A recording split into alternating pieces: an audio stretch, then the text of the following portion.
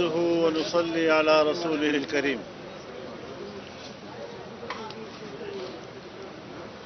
جمعیت علماء اسلام کی مرکزی مجلس شورا نے 2 روزہ اجلاس کے بعد جو فیصلے کیے ہیں میں آپ حضرات کی وساطت سے قوم تک پہنچانا چاہتا ہوں.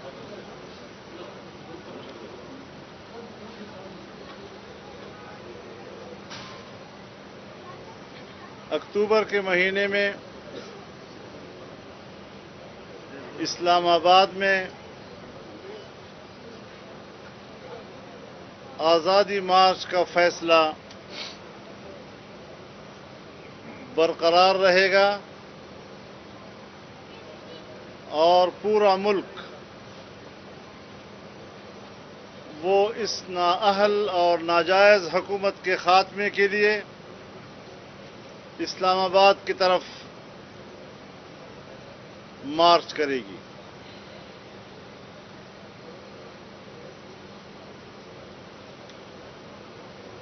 اپوزیشن جماعتوں کے ساتھ اشتراک عمل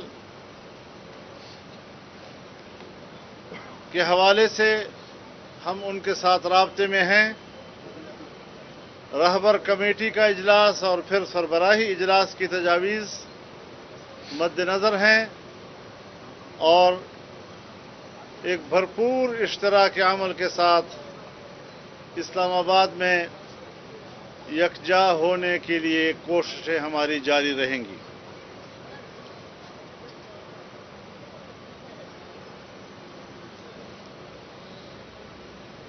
پانچ اگست 2019 کو انڈیا کی حکومت کی طرف سے کشمیر کی خصوصی حیثیت کے خاتمے کے لیے غیر معمولی اقدامات نے کشمیر کے اندر ایک نئے انتفاضے کو جنم لیا ہے.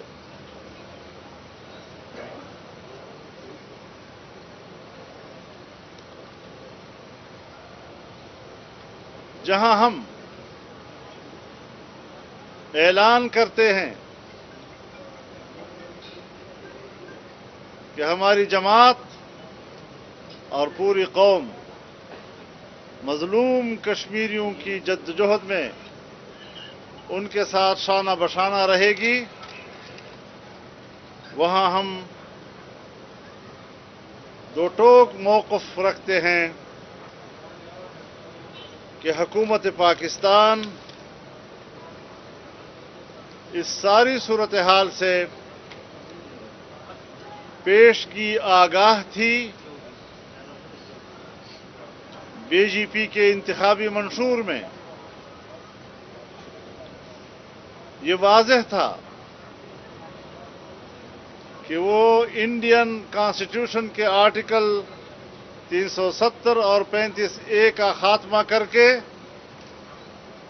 کشمیر کی خصوصی حیثیت کو ختم کر دیں گے اور ہندوستان میں اس کا انضمام کر لیں گے. مگر ہماری حکومت نے مجرمانہ غفلت سے کام لیا یا شعوری طور پر بین الاقوامی سفارتکاری سے گریز کیا.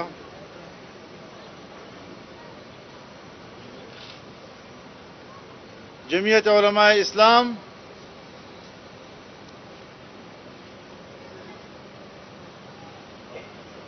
اپنی احتجاجی تحریک کے مقاصد میں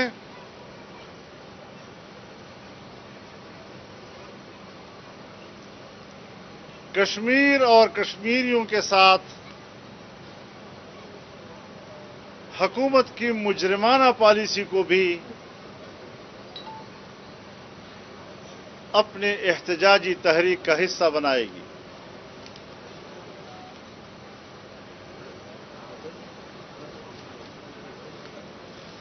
یہاں میں یہ بات بھی واضح کرتا چلوں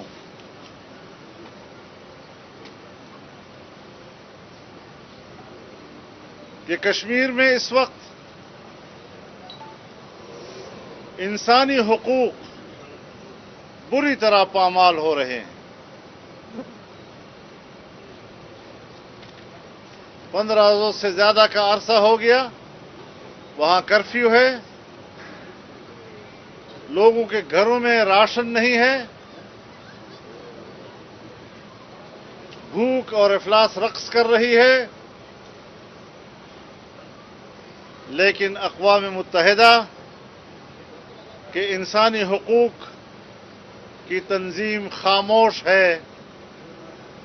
عالمی قوتیں اور ان کے انسانی حقوق کی تنظیمیں کشمیریوں کے انسانی حقوق کی پامالی پر کیوں خاموش ہے؟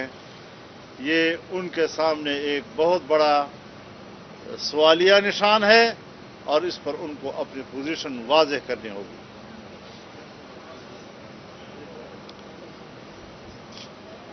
حکومت نے ایک سالہ کارکردگی سے اپنی نااہلیت کو تشتزبام کر دیا ہے۔ معاشی طور پر پاکستان اس وقت دیوالیہ پن کے دہانے پہ کھڑا ہے۔ مہنگائی نے غریب شہری سے زندگی کا حق چھین لیا ہے۔ بیرونی اور اندرونی قرضوں نے ہر شہری کی کمر توڑ دی ہے اور ملک کی تاریخ کے تمام لیے گئے قرضوں کا ریکارڈ توڑ دیا گیا ہے۔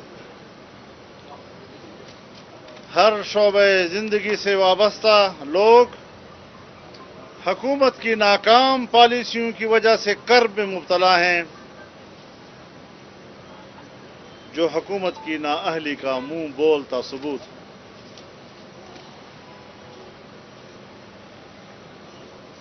ظاہر ہے ایسے وقت میں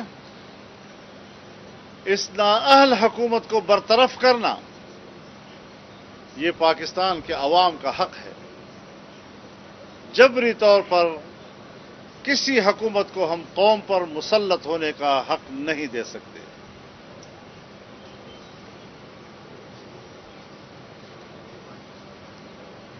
دینی مدارس، عقیدہ ختم نبوت، ناموس رسالت کے تحفظ، پاکستان کے اسلامی تشخص اور آئین کی اسلامی اور جمہوری حیثیت کے تحفظ کے لیے عوام کی تائید و حمایت کے ساتھ اپنی تحریک کو کامیابی کی منزل کی طرف پہنچانے کے عزم کا آج جمعیت علماء اسلام نے ایک بار پھر اعادہ کیا ہے۔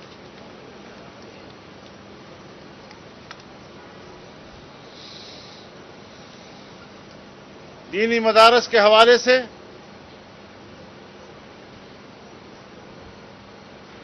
اتحاد تنظیمات مدارس دینیہ کے 20 مطالبات کی جمعیت علماء اسلام حمایت کرتی ہے۔ تاہم مذاکرات کے تسلسل کو مد نظر رکھتے ہوئے ہم نے یہ نتیجہ اخذ کیا ہے کہ موجودہ حکومت نااہل بھی ہے اور مدارس کے حوالے سے بدنیت بھی۔ اس لیے جمعیت علماء اسلام کی تجویز ہے کہ مدارس کی تنظیمیں حکومت کے ساتھ مذاکرات کو معطل کر لیں۔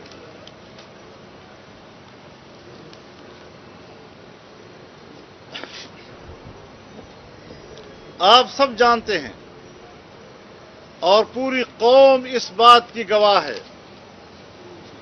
کہ ہم نے ملک بھر میں 15 ملین مارچ کیے ہیں اور تمام ملین مارچ لاکھوں انسانوں کا سمندر پرامن طریقے سے آیا اور پرامن طریقے سے لوگ گھروں کو واپس گئے۔ نہ کوئی شیشہ ٹوٹا، نہ کسی چڑیا کا پر زخمی ہوا۔ آج ہمارے وزیر داخلہ ایک چینل کے اوپر انٹرویو دے کر کہتے ہیں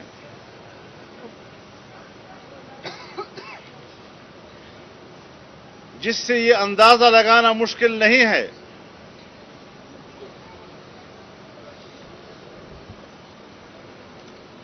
کہ انہوں نے ملک کے اندر انارکی پھیلانے کا منصوبہ بنایا ہے اور ہمارے قافلوں پر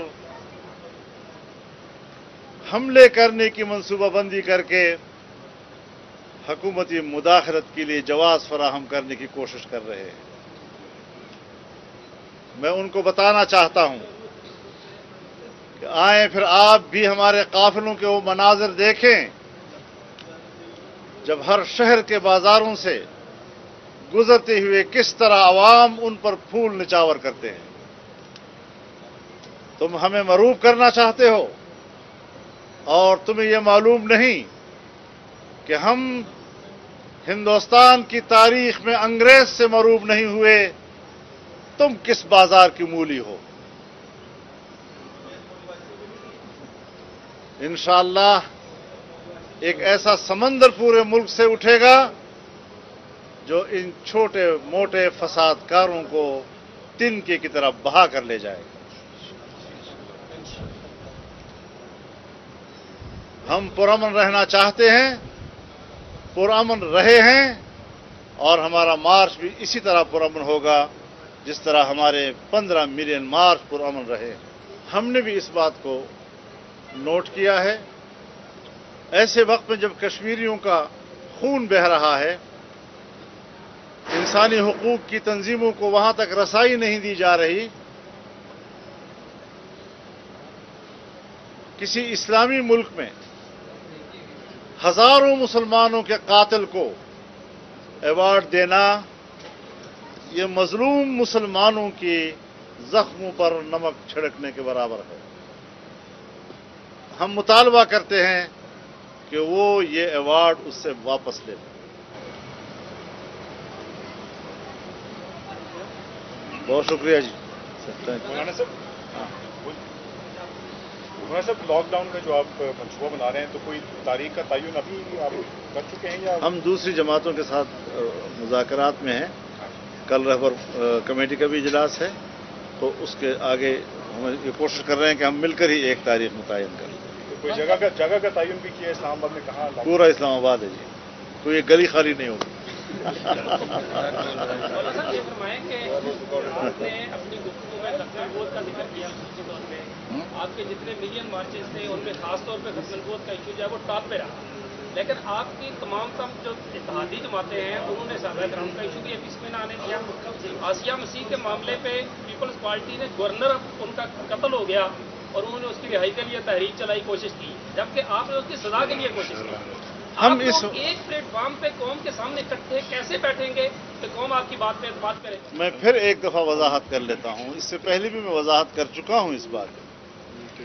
تمام سیاسی جماعتوں کا جو ایک مشترک نقطہ ہے وہ یہ کہ 25 جولائی 2018 کو ہونے والے الیکشن جعلی تھے، اس کے نتیجے میں بننے والی اکثریت جعلی ہے، اس کے نتیجے میں بننے والی حکومت جعلی ہے، اس کے نتیجے میں بننے والا وزیر اعظم جعلی ہے۔ ہم اس حکومت کو نہیں مانتے اور ہم دوبارہ انتخابات چاہتے ہیں تاکہ ملک میں آئین کی حکمرانی ہو اور جمہوری اصولوں کے مطابق ملک میں حکومت ہو، عوام کی مرضی سے ہو۔ یہ ہے بنیادی نقطہ۔ لیکن ایک سالہ کارکردگی کے نتیجے میں ملک کا ہر طبقہ متاثر ہوا ہے۔ مذہبی طبقہ اپنے مطالبات اور احساسات اور اعتقادات کی بنیاد پر، تاجر طبقہ اپنے معاشی بحران کا، نوجوانان بے روزگاری کی وجہ سے، عوام مہنگائی کی وجہ سے، میڈیا اپنے اوپر لگائے جانے والے قدغنوں کی وجہ سے، وکلاء हत्ता के जजेस, हर शोबे जिंदगी के लोग कर्ब में है। ये सब लोग मिलकर इस हुकूमत के खात्मे की नीयत से इस्लामाबाद आएंगे। लिहाजा हम अपने इशू को लेकर आएंगे, कोई दूसरा अपने इशू को लेकर आए, लेकिन वो जो इत्तेहाद का नुक्ता है और जो तमाम खराबात की जिम्मेदार है वो ये हुकूमत है, नाअहल, नाजायज और जाली हुकूमत।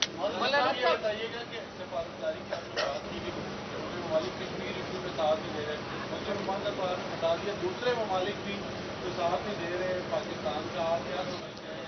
हजरत हमारी सफारतकारी है ही नहीं। पाकिस्तानी और कश्मीरी जो दुनिया भर में फैले हुए हैं वो खुद ही सफारतकारी करें तो कर सकते हैं, लेकिन हमारे वजारत खारजा या हमारे सफारत खाने ये तो बड़ी ताकतों की खुशामद गरी के मरकज बन चुके हैं और इन्होंने अपनी कौम पर उनकी गुलामी को मुसल्लत करने का ठेका लिया हुआ। मौलाना साहब, जनरल राहील शरीफ इस वक्त पाकिस्तान में मौजूद हैं इस्लामी इत्तेहाद के सरबराह, क्या आप उन्हें कश्मीर के हवाले से कोई पैगाम देना चाहेंगे? वो रिटायर्ड हो चुके हैं मेरे ख्याल में। उसको इस्लामी इत्तेहाद के सरबराह वो एक एजाजी चीज है, इसके ऊपर इतना बड़ा इशू हम उसके ऊपर ज्यादा बर्डन नहीं डालना चाहते बेचारे पे।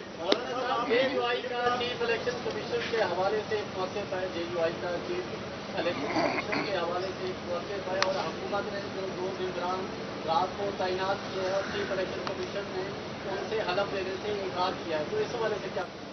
देखिए, हम तो इलेक्शन के नतीजे में भी इलेक्शन कमीशन को नाकाम करार दे रहे हैं।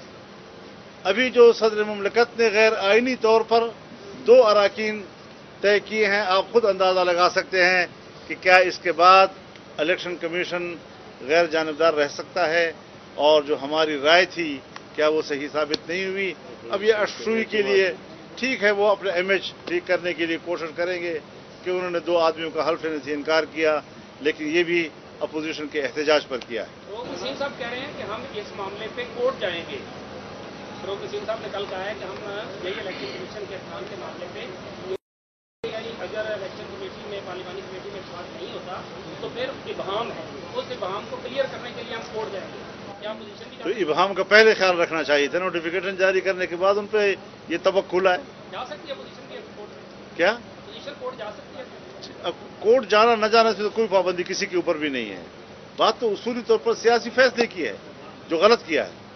मौलाना साहब, क्या एक ऐसे वक्त में इस्लामाबाद में आपने कहा है कि हम अक्टूबर में आएंगे, आपके कश्मीर की कश्मीर की सारी जमातें एलओसी की तरफ बात का इरादा रखती हैं, आप इस्लामाबाद की तरफ कर रहे हैं, तो उसमें आपने ज़िमनी तौर पर कहा कि कश्मीर भी उसमें आज़ादी तहरीक का हिस्सा होगा। क्या आप नहीं समझते कि इस वक्त सही कश्मीर होनी चाहिए और जो हमारा पूरा फोकस है वहाँ पर होना चाहिए, और इस वक्त इस्लामाबाद में अहसास करने से जो कश्मीर खास है वो मुतासर? जब तक ये हुकूमत है कश्मीर या जो आपके पास है ये भी बिक जाएगा। हमें इस हुकूमत को, इस कश्मीर को बचाने के लिए भी इस हुकूमत का खात्मा जरूरी है। उसके लिए आप कश्मीर के हमदर्द हैं और आपने देख नहीं लिया कि आधे कश्मीर से ज्यादा उन्होंने बेच दिया उनको। ये इस नए दौर का नया गुलाब सिंह है, जिसने चंद कोड़ियों के बदले में कौमे फरोख्तन च अर्जा फरोख्तन आज इसके ऊपर सादिक आ रहा है। मौलाना साहब, आपके धरने के साथ वही सलूक हुआ जो चेयरमैन सेनेट के खिलाफ तहरीक एतमाद के खिलाफ पर हुआ, तो फिर आपका क्या लाहेमन होगा? क्या जो आपके धरने के साथ अगर वही उसका रद्दअमल या सलूक ऐसा हुआ जैसे चेयरमैन सेनेट के खिलाफ तहरीक एतमाद पे हुआ, तो फिर क्या लाहेमल होगा? हम इसके लिए भरपूर हिकमत अमली बना रहे हैं। एक सूरत मुश्किल हो गई, दूसरी सूरत क्या होगी, दूसरी मुश्किल हो गई, तीसरी सूरत क्या होगी। मुल्क के चप्पे चप्पे को हम उठाएंगे और इस हुकूमत को नहीं रहने देंगे। लगता ऐसा है कि अक्टूबर के महीने में ये कहीं न्यूयॉर्क भागने का रास्ता तलाश करेगा। तालिब इल्म सारे